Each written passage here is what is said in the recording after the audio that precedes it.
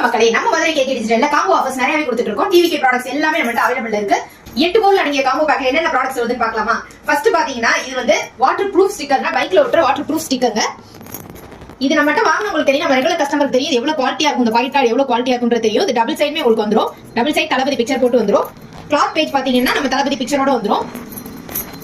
Mobile sticker சூப்பரா இருக்குங்க. Mobile sticker வந்து குவாலிட்டி ஃபர்ஸ்ட் குவாலிட்டில கொடுத்துட்டு இருக்கோம். அது போக மெட்டல் பேஜ்ங்க.